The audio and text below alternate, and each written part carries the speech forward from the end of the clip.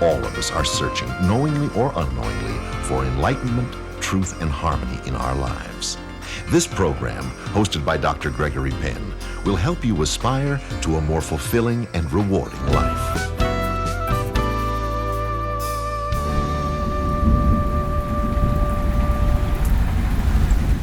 Hello and welcome to another episode of Aspire Unplugged. Today we're going to look at some stories from Aspire and how we've produced it all these years and some of the methodology that you have in delivering the content for these shows.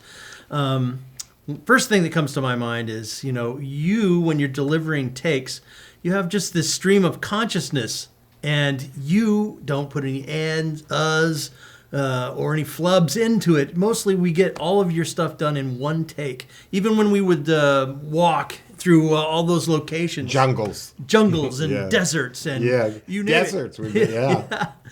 And it's just amazing. How do you do that and just get all that out? And timings too. I mean, you would hit those timings dead on. Talk to me about it. I don't know. I mean, you gave me a real easy venue to learn how to do this. You did. You gave me a really easy thing. And so I connected to you, on the camera thing, and I trusted this energy between the two of us that was flowing, both ways, and I just followed it. And that's how it happened. It was you. Well, thank you. And frankly, I didn't know what the heck you said. I know. In doing those, I would have no idea. It just felt right. Yeah. You could kind of feel it, but it's like, was that good, everybody? Yeah, nobody knew what I was talking about. I love it when we'd say to Schroeder, he'd get down, the sound man, and he'd go, I don't know what he said. I love that. I always love that. Yeah, so I'm prepared. I know what I need to do inside. I put Greg away, and I just do that. That's all I do. Well, it's fabulous and amazing. Have you said anything ever that you regretted in a show? I said a lot of things I forgot I said in shows. Mm-hmm. I never said anything I regret. Never. Ever. In fact, if I regret anything, there are two things. One, that we couldn't do more. I wanted to do the Diamond Sutra and the Heart Sutra. And the other thing would be that I wish I were better on camera explaining things that are inexplicable. I think that, but no, I've never said anything I wish I hadn't said. Well, ever. After all these years, I have not seen you deviate from your central ideas. And in many ways, you synthesize them differently from show to show, and you kind of fold them into the theme of a particular series. Where do you find the inspiration to keep reinventing yourself that way? Golly, I didn't know I did that. See, you're more conscious of what I'm doing than I am. I'm not thinking about anything when we're, like right now, I'm not thinking about anything we're talking about. I'm with you, and I love you, and so there's that thing inside me with you. But I'm not prop-oriented, I see things, I hear them, and then they speak through me, and that's about all I can say. And I show no mercy for what I need to say. I'm not one of those that wants to say the right thing to get my message over, to the pedestrian mentality. I don't really care. I don't. I just don't care. There are plenty of teachers that make big money in the spiritual realm, and they can do all that, but not me. Right. That's just not where I'm at. My experience is I'm a spiritual grunt, and I've had to really dig for whatever it is I've achieved, and I want to share that this didn't come easy, but it wasn't difficult either. I made it difficult when I was younger by fighting the message and thinking, well, will they like me? I don't care.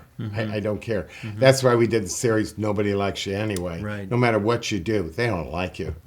My colleagues didn't like me. They were, terrible person that I was or is or whatever, because I broke away from, the flock. Yeah. Like Jonathan Siegel. Yeah.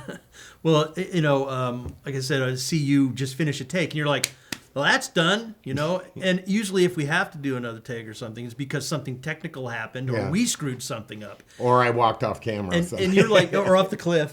Right, fell off the cliff, which I did at one. I fell into the water. That was before your day, though. Yeah. That was funny in La Jolla. Well, why do you do that all these years? Why have you done it? Service to humankind. The way Aspire started, I was sitting there watching with a friend of mine. We were watching Jimmy Swaggart and some of these characters, and Baker and all of that. And I was just sitting there, doing what Greg does. And he said, well, if you think you can do better, do better. And I thought, he's right. So I went over, got the phone. I called B&B. Yeah. And the next thing I know, I'm having dinner with them, and the next thing I know after that, 2 weeks later, signing contracts after that. Amazing. I have no idea how this all just started. The red magic carpet rolled out. I guess so. I want the audience to know I don't know what I'm doing. I have no idea what I'm doing at all. I don't even think about that idea. What a wonderful place to become. Yeah, it's blissful, ignorance. Yeah. Yeah. Okay, let me ask you this. Do you feel happy or frustrated with the progress of your students over the years? I'm very frustrated. They've had something in the midst of them. They have no discipline. They don't show any real discipline. It takes discipline to do this work. They are too heavily embedded in the complications of their life. Their marriage thing, the kid thing, the world thing. They worry about, will we have enough water? Will the environment, take us out and all that? They're too involved in all that. They're in their DNA. That's why, and it's very frustrating when you're trying to teach them how to transcend their bodies, not live in them. And that's why I have trouble with all these, people, the motivational speakers that get people hyped up. I once went to a Kathryn Kuhlman meeting. Do you know who she was? Kathryn Kuhlman was in the 50s and 60s. She was a faith healer. And so I was at Unity in Santa Barbara, and I was probably 15 years old. And this guy said, you got to come. We'd like to, because they knew I was considering the ministry. And they said, you got to come and see this gal.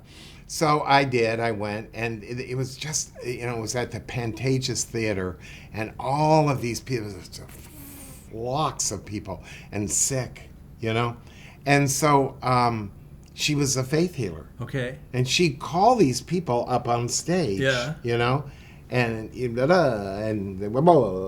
fall over, and the whole thing. And I was fascinated, literally. So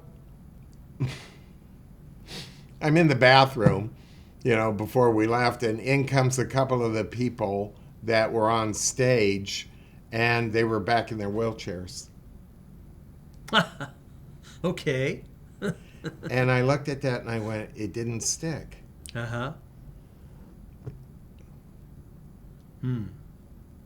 didn't stick. And because it was all emotional, and at the time I didn't know about how emotions did things in psychology. I was 15 years old, and I thought to myself, there's got to be something better than this. And there is. And then I think that's when I planted the seed, without knowing it, to go to India and really get to be with enlightened people who are really awakened. And I got to hang around that and be their student and submit to that whole thing, and that really helped. That was the turning point. Well, getting back to your students, I think that they're extremely brave and committed to coming back time and time again. I don't know. Maybe they have nothing better to do. It's like the bowling league or something. Right. It's the bowling league. I think inside of all of their hearts, they want to do this. I think they're lonely and afraid, and they know I tell them they're lonely. But they just they go back to their genetics and their DNA, and I can't stop them from doing that. And it was the same in Pune when I was in India. We had loads of people, 3,000 at a sit with Bhagwan. And then the next day there'd be another 3,000 because the 3,000 that were there were gone. They didn't like what they heard. Wow. And then another 3,000, and it went. And I would ask my friends who had been there a long, long time. I said to the boys, why is this happening? Because I don't get it. Here it is, and they're not interested in that. We'd have Vietnam vets with blood on their boots come in. Wow. And you would think that they were like, but no. Our bodies are geared to being killers. We are natural born killers. We are. I think that movie, though grotesque as it was, said it all. Said it all. It was a mess. It went too far. We live in an extreme here in the West. We're all in the extremes. Everything's extreme. All men are terrible, all women are great, or all women are terrible, all men are great. And this color thing we've got going on and all that. It's really ugly. And there's no cure for it. There ain't no cure for ignorance. There isn't any. And indifference. And with ignorance comes indifference. And I want the best for my students. I do. I want them to have a taste of what I have. But what advice do you have for them when you're not here anymore? Carry on. I've given them, like you said in the last program, I've given them a ton of stuff to work on. I mean, commentaries, there are years and years and years of commentaries, and the videos that you and I have done. There's enough there for them to go for the rest of their life and working on themselves. But we're all old, the group, so we're all going to die together. Yeah. I'm doing, I'm seeing my students die off very quickly now. Right. But it's a part of the process, and they don't understand death and try to explain. But you only have that much of their attention. Un poquito. And then the minute I say something that doesn't jive with what they came to hear me speak on or facilitate in them or fix in them, then I lose them. But they can't help it.